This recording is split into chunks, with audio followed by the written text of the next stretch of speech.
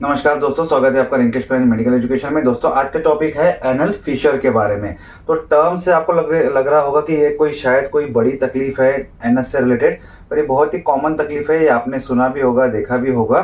तो ये कोई ऐसी बड़ी तकलीफ नहीं है कि जिससे आपको एनस में काफ़ी ज़्यादा तकलीफ होगी, लेकिन ये हर व्यक्ति ने ये महसूस भी किया है और ये देखा भी है अपने बच्चों में कि जो एक रेडनेस आ जाता है बटॉक्स के होल में जो रहता है, बट होल जिसे हम लोग कहते हैं, या फिर जो एनल पोर्शन जिसे हम लोग कहते हैं, बट होल को एनल भी कह सकते हैं। तो वो एरिया में अगर रेडनेस ज़्यादा महसूस हो रहा है या फिर जलन महसूस हो रही है, तो ये एक कारण बन सकता है एनल फिशर का। ठीक है, अब होता क्या है, इसको मैं बहुत ही सिंपल तरीके से समझाने वाला हूँ कि ये मान लीजिए कि ये स्किन है बाहर का, तो जो हमारी बाहर की स्किन रहती है वो उसी तरीके से इसका स्किन रहता है। लेकिन जैसे जैसे जो एनल की जो लेयर है वो अंदर की तरफ जाती है, तो वो एक म्यूकस लेयर जैसी ही रहती है, जैसे कि जो लार्ज इंटेस्टाइन या रेक्टम जैसे जो कनेक्टेड है उसके जैसी ही लेयर जो है वो इनसाइड एनस का जो अंदर का पोर्शन रहता है उसी तरीके से रहती है। मतलब अंदर का पोर्शन म्यूकस रहता है। म्यूकस एक लेयर बनती है, म्यूकस टिश्यू से बनी हुई रहती है। और बाहर का जो रहता है, ये जो बाहर की स्किन हमें दिखती है वो लगभग उस तरीके से रहती है। तो जैसे ही वो अंदर की तरफ जाती है तो वो उसमें अगर इरिटेशन होता है या इन्फेक्शन होता है तो वो रेडिशनेस हो जाता है, क्योंकि वो म्यूकस लेयर पे अफेक्ट करता है। यहाँ पे आपको जो मैंने आपको रेडनेस जो आपको दिखाया कि ये डॉट डॉट जो मैंने किया हुआ है, तो ये एक सिंपल तरीके से आप समझ सकते हैं कि जो टीयर हो जाना, फट जानी, वो जो लेयर फट जाती है, जिसका सिंपल भाषा में अगर कह लूँ तो जो छाले आ जाते हैं। ठीक है, अब कंपेयर कीजिए कि जैसे कि होठ के जो मेरा शेप है, यहाँ पे अगर मेरे छाले आ जाते हैं और काफ़ी ड्राई अगर हो जाता है यहाँ पे, तो ये धीरे धीरे क्रैक्स आना शुरू हो जाएंगे, ये फटेंगे और इसमें से फ्रेश ब्लड निकलना शुरू हो जाएगा। एकदम जो ताज़ा ताज़ा खून जो है वो निकलता है, बहता है। उसी तरीके की कंडीशन जो है वो यहाँ पे होती है। कुछ हम देखते हैं कि ट्रॉमा की वजह से या फिर कुछ चोट वगैरह लगने की, या फिर कुछ बार बार वो लेयर पे उसका इन्फेक्शन, जो इरिटेशन होने की वजह से बार बार ये लेयर पे इरिटेशन हो रहा है। क्यों होता है ऐसा बार बार इरिटेशन? मान लीजिए कि कॉन्स्टिपेशन है, ये सबसे बड़ा कारण है कॉन्स्टिपेशन। कि कॉन्स्टिपेशन अगर हो रहा है वहां पे अगर, तो ये धीरे धीरे पू निकलता है, धीरे धीरे जो फीकल मटेरियल है वो धीरे धीरे निकलता है, या फिर निकलता है तो काफी प्रेशर के साथ निकलता है और काफी वो ड्राई रहता है। जो कॉन्स्टिपेशन के बाद जो पोटी वगैरह होती है तो उसमें से काफी ज्यादा पानी निकल दिया जाता है।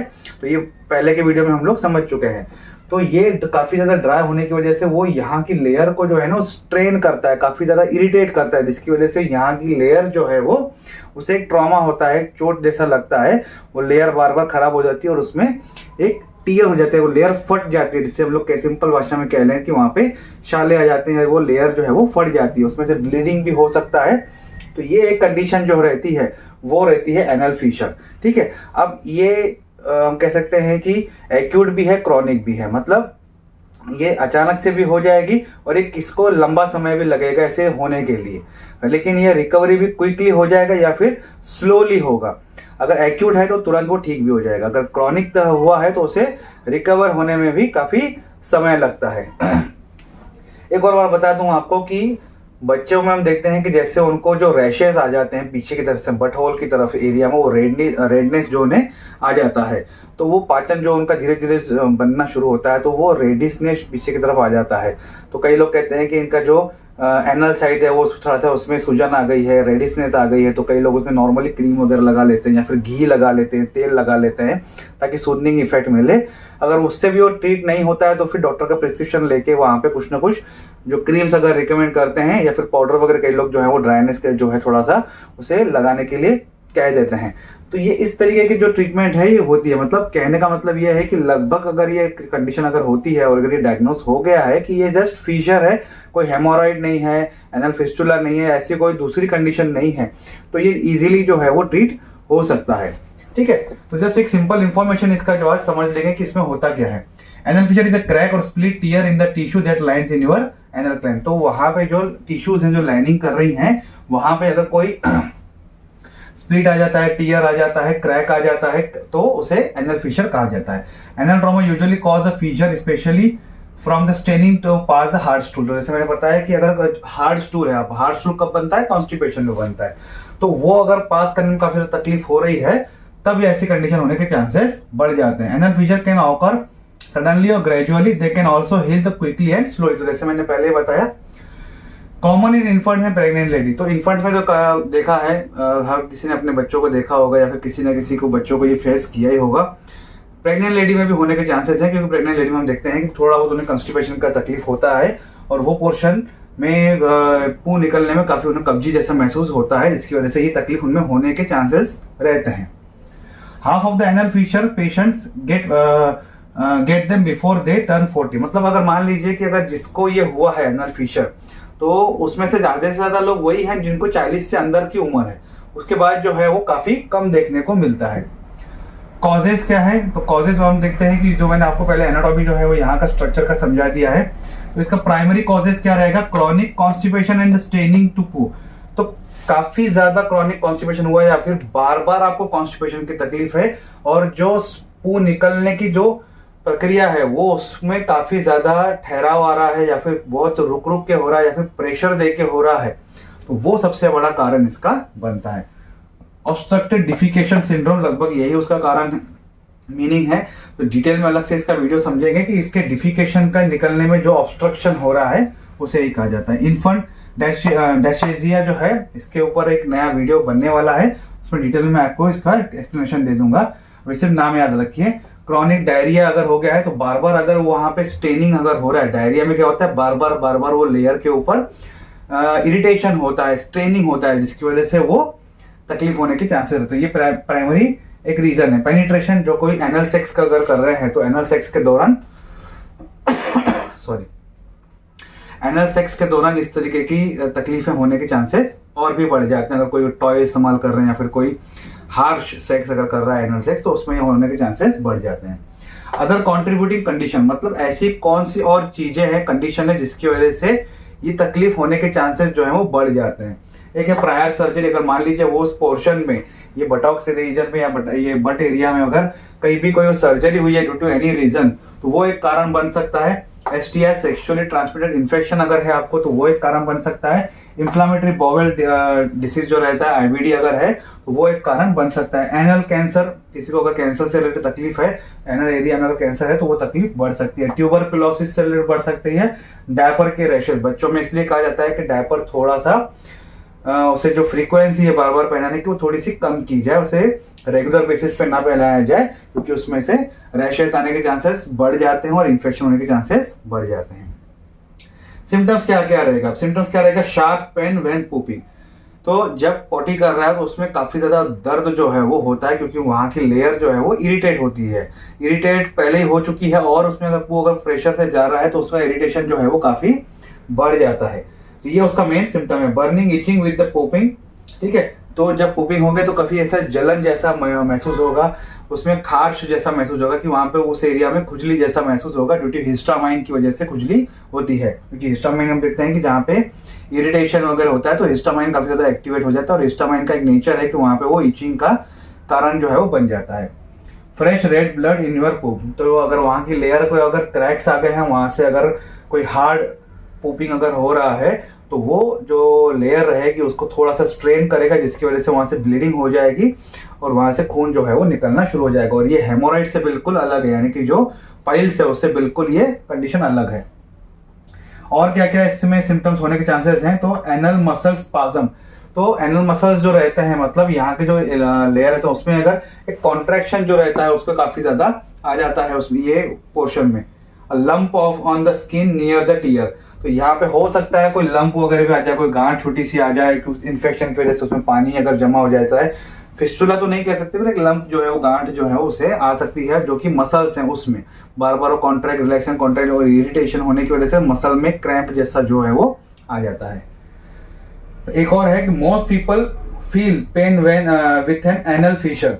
दे feel it most when the pooping, but it can last for minutes to several hours after they describe it as sharp tearing, cutting or burning. Some people find that the pain radiates to their buttocks, upper thigh or the lower back. मतलब क्या है ये जो anal feature में जो pen है वो काफी किसी किसी को बहुत देखा जाए तो नॉर्मली होता है, पर किसी किसी को इस हद तक पेन हो जाता है कि अगर वो पूपिंग कर रहे हैं या फिर जो उसको प्रेशर निकल रहा है तो वो प्रेशर जो है, वो दर्द जो है वो इस सर्कल में जो है ना कि उसके बटॉक्स एरिया में या अपर थाई एरिया में या कमर की तरफ जो है वो दर्द जो है वो फैल जाता है। किसी किसी व्यक्तियों में ये दर्द जो है वो इस हद तक चला जाता है। और यही एक मेन डिफरेंसेस है हेमोराइड में और फिशर में।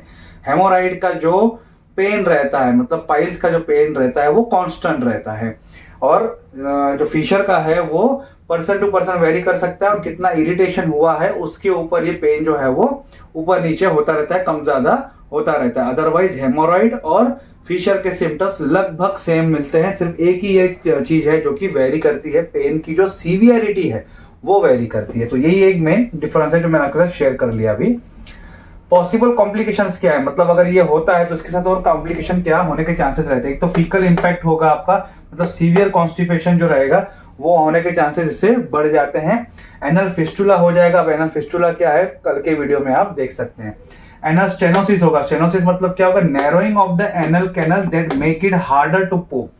तो ये जो एनल कैनल है वो थोड़ा सा नैरो हो जाएगा, जो कि जो पू निकलने वाला होगा वो प्रॉपर तरीके से नहीं निकलेगा, जिसकी वजह से क्या होगा, फीकल इंपैक्ट होगा, मतलब सीवियर कॉन्स्टिपेशन हो जाएगा और फिस्टुला होने के चांसेस बढ़ जाते हैं। तो ये कॉम्प्लिकेशन बढ़ जाते हैं अगर आपको एनल फिशर है तो।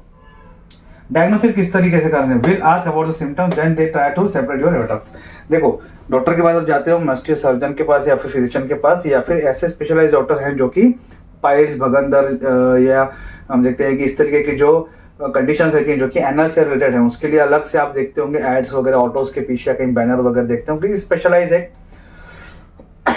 डॉक्टर रहते हैं वो जो उसको प्रॉपर तरीके से ट्रीट करते हैं। मैं इसमें देखा जाए तो आयुर्वेदिक डॉक्टर जो है इसमें इन्वॉल्व होते हैं, अपने अपने सोसाइटी में इसको देखा होगा। तो होता क्या है कि जब अब उनके पास जाते हैं तो पहले वो सिम्टम्स देखते हैं आपके। सिम्टम्स देखने के बाद तो ये एक तो इसका सॉल्यूशन ये है कि अगर वो क्विक हुआ है तो उसका हीलिंग भी वो है बहुत फास्ट हो जाता है, वो नेचुरली हील हो जाता है। लेकिन अगर वो काफी समय से अगर नहीं हो रहा है तो फिर वो चिंता का विषय बन जाता है। आप डॉक्टर के पास जाते हैं, वो डायग्नोस करते हैं, आपके सिम्टम्स पूछते हैं, विथ योर परमिशन वो फिर आपको लाई डाउन करवाते हैं, थोड़ा सा आपको पेन वगैरह रिमूव करने के लिए कहते हैं, और आपके जो बट होल है उसको बट होल को ऑब्जर्व करते हैं। अब होता क्या है कि बट होल को अगर आप थोड़ी देर के लिए अगर वो देख रहा है तो थोड़ी देर में जैसे अगर वो बट होल को थोड़ा सा रिमूव करता है और आपको वो जो पेन होता है वो अगर सहन नहीं होता है तो ये कंक्लूड है कि आपको एनल फिशर है।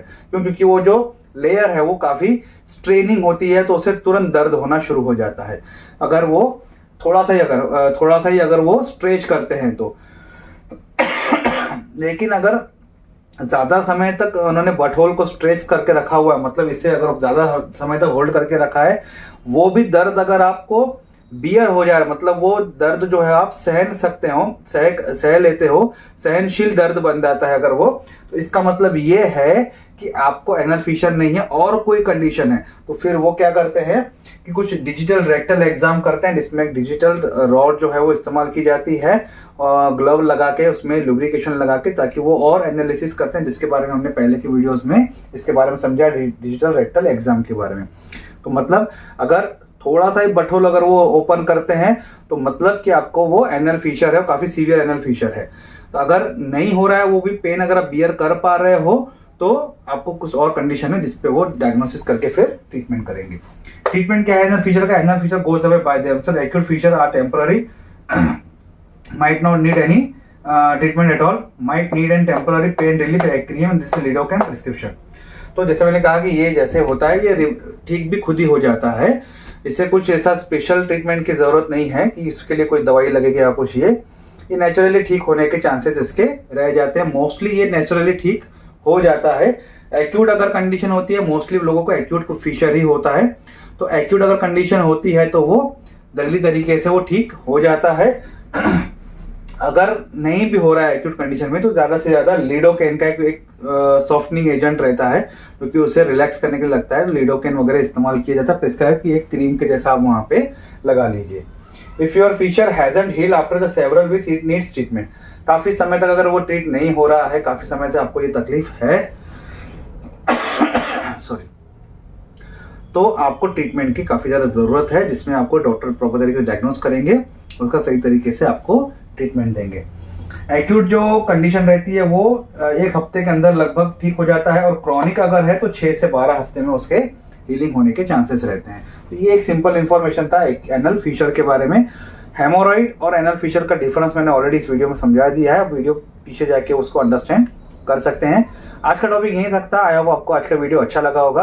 वीडियो अच्छा लगे तो लाइक और शेयर जरूर कीजिएगा। अगर आपको कमेंट है तो आप कमेंट बॉक्स में कमेंट कर सकते हैं, और मुझे इस चैनल को सपोर्ट करने के लिए प्लीज सब्सक्राइब कीजिए।